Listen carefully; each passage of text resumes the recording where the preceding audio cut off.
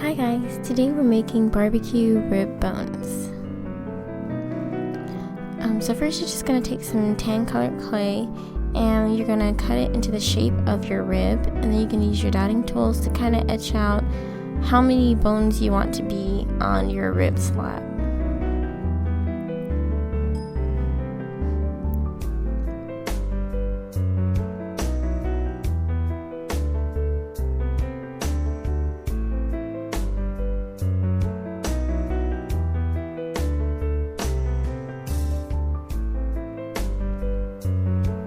Now I'm just kind of defining them just a little bit more because I know once I start texturing them, it's kind of going to blend in together. And you want to take your dotting tool and make a hole in each bone. That's how you're going to know where to do the same thing on the other side. And then you want to take some white clay and cut that up into the miniature tiny bones. And you can actually bake these first if you want, but I'm just going to go ahead and push them right in, which is going to distort them just a little bit, but I kind of like the effect that it gives it. Now you get to see how many bones you have based on all of the little tiny bones that you're putting into each one. This is going to kind of be like your guide for when you flip it over and then you start doing the exact same thing. Now if you're going to glue this down to something, you don't necessarily have to actually go through all the trouble to texture the back.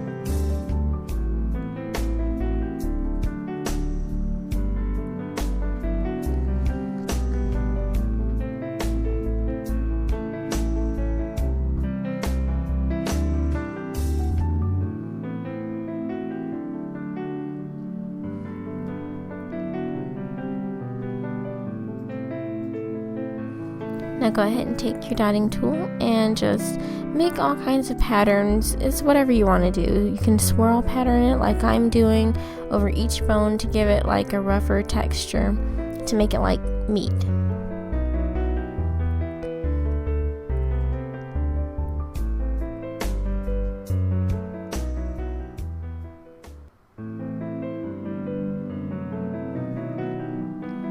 Now I'm gonna actually place the side I just textured onto a piece of sandpaper. I do not know the grit, but just place it on some sandpaper or any kind of bumpier texture that you have so that it'll kind of keep the texture on the opposite side. It won't be just distorted and flat when you're finished doing the other side. Here I am just following along the bone pattern to make the opposite side. You're going to do the exact same thing here. You're going to texture each individual rib piece. These are actually one of my more popular favorites when I make them. So they are actually available in my Etsy right now if you guys want to pick up one while my shop is open currently. I had it on vacation because I want to fill it up first before I reopened it, but they were updating some stuff at the website and said I needed to open the shop back up so that I could edit my description and blah blah blah. Now I mixed some different colors, just like a rib rub color, like red, some brown, some yellows, some olive, and just mix that up and dust it on both sides.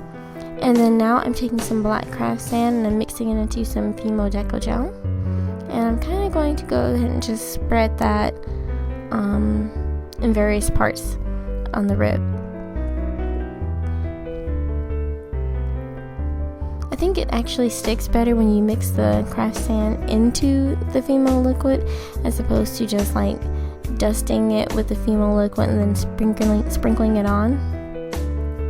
but that's just me.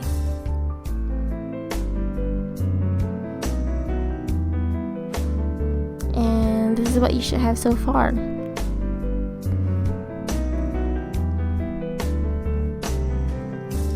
Now, what you're going to do is actually go ahead and cut your rib into the pieces, the individual bones.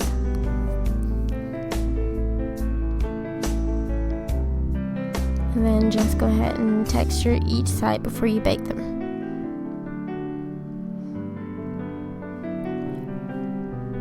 I feel like adding just a tad bit of texture and lines using the needle tool is what makes it look like meat.